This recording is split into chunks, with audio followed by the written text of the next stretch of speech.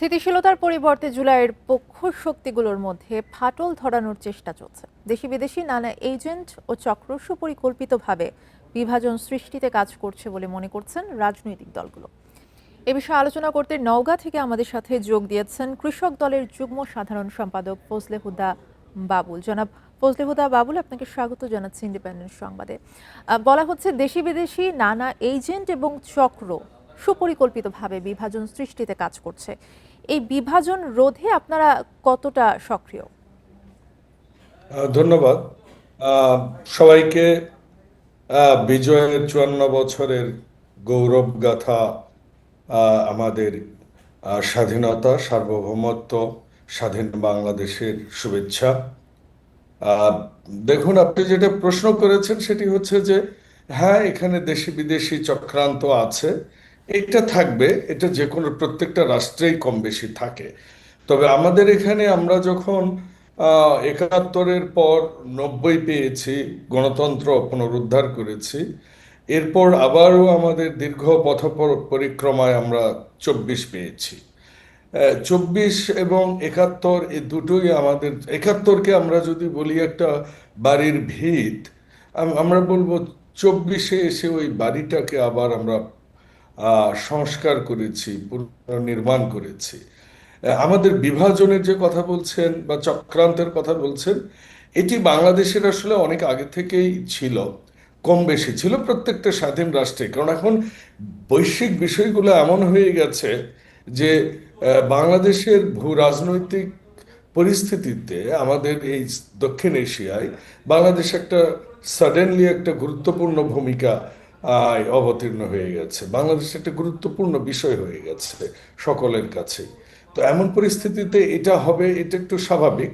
এইখানে আমরা যদি সবাই সেই আমরা যদি বাংলাদেশের স্বার্থে আমরা যদি মনে করি যে আমাদের সকল রাজনৈতিক দল, মত, পেশাজীবী, এই বুদ্ধিজীবী, ক্ষেত্রে একটা প্রশ্ন সাধারণ আছে, সেটা মানুষ। হচ্ছে জাতীয় গুরুত্বপূর্ণ ইস্যুতেও বিভাজন দূর করতে জুলাইয়ের পক্ষ শক্তিগুলো কতটা ঐক্যবদ্ধ বলে মনে করেন? হ্যাঁ, আমি ওইটাতে আসছিলাম, থ্যাংক ইউ। জি। সেটা হচ্ছে যে আমরা নিজেরা যদি আমাদের নিজেদের মধ্যে ঐক্য ধরে রাখতে পারি, আমি মনে করি যতটুকু হয়েছে আমরা কম বেশি ঐক্যের মধ্যে ছিলাম। এ কারণেই কিন্তু আমরা 24-এর একটা আমরা জুলাই সনদ স্বাক্ষর করেছি। আমরা অনেক কিছুতেই এসেছি। আমরা কিন্তু এই স্বৈরাচারের বিরুদ্ধে সবাই একাট্টা হয়ে আমরা কিন্তু একযোগে স্বৈরাচার পতনে কাজ করেছি বাংলাদেশের আপামর সাধারণ জনগণ।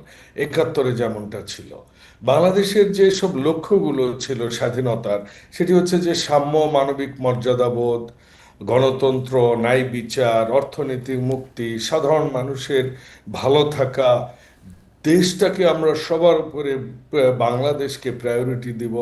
এই বিষয়গুলোতে আমরা এখনো আর রাজনৈতিক দল হিসেবে, একটা তৃতীয় বিশ্বের একটা দেশ হিসেবে আমরা যে 17 বছরে পিছিয়ে গেছি। আমার মনে হয় এই অভ্যুত্থানের পর যেটা একটা প্রত্যেকটা দেশই একটা পরিস্থিতির মধ্যে দিয়ে যায়, কিন্তু আমার সেই মনে হয় ক্ষেত্রে জুলাইয়ের পক্ষ শক্তিগুলোর মধ্যে ফাটল রোধে বড় দলগুলো দায়িত্বশীল আচরণ দেখুন, করছে বলে মনে করেন কিনা?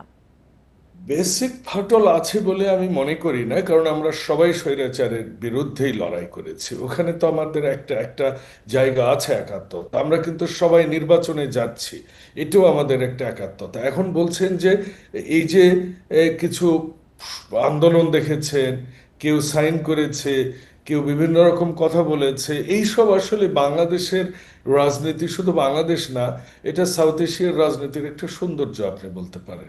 আমি মনে করি সবকিছু ছাপিয়ে 12ই ফেব্রুয়ারিতে একটা সুন্দর নির্বাচন হবে এবং আমরা গণতন্ত্র পুনরুদ্ধার করতে চাইবো, চেষ্টা করব এবং পারবো ইনশাল্লাহ। আমার কাছে মনে হয়েছে বাংলাদেশ আবারও তার সঠিক পথে এগোবে এবং স্বাধীনতার সেই অর্থনৈতিক মুক্তি, এইসব আমাদের কাছে আবার আমরা ফেরত পাবো বলে বিশ্বাস করি। আরেকটা বিষয় যদি একটু সংক্ষিপ্ত করে জানতে চাই, সেটা হচ্ছে উদ্দেশ্যমূলকভাবে স্বাধীনতা এবং মুক্তিযুদ্ধের সাথে 24-এর গণ অভ্যুত্থানকে মুখোমুখি করা হচ্ছে বলে অনেকেই মনে করেন। এই বিষয়ে কি বলবেন? হ্যাঁ, এটা তো একটু স্বাভাবিক হবেই, কারণ 24-এ আমাদের সাথে যারা আন্দোলনে ছিল তাদের মধ্যে কেউ কেউ 71-এর আন্দোলনে ছিলেন না বা 71-এর মুক্তিযুদ্ধে ছিলেন না। কাজেই ওদের ওই ওই সংগঠনটির সাথে সব সময় একটা দূরত্ব থাকবেই। আপনি দেখেছেন যে জামায়াতে ইসলামের পক্ষ থেকে ক্ষমা চাওয়া হয়েছে তাদের সেই অপরাধের জন্য, এবং সেই মানবাধিকার লঙ্ঘনের যেসব বিষয় ছিল সেগুলোর জন্য তারা ক্ষমা চেয়েছে। আমি মনে করি এর মাঝেই প্রতিযোগিতা প্রতিদ্বন্দ্বিতার মাঝেই একটা কথা আছে, দ্বন্দ্বই উৎপত্তির মূল। তো আমার মনে হয় এখান থেকেই হয়তো আমরা ভালো কিছু পাবো। বাংলাদেশ সুন্দর হয়ে উঠবে, একটা স্বাধীন সার্বভৌম সবার উপরে বাংলাদেশের যে স্বার্থ সেটা জি, বজায় থাকবে। বাংলাদেশ তার নিজস্ব গতিপথ ফেরত পাবে বিশ্বাস করি। জি, আপনাকে অসংখ্য ধন্যবাদ ফজলে হুদা বাবুল আমাদের সাথে যুক্ত হবার জন্য।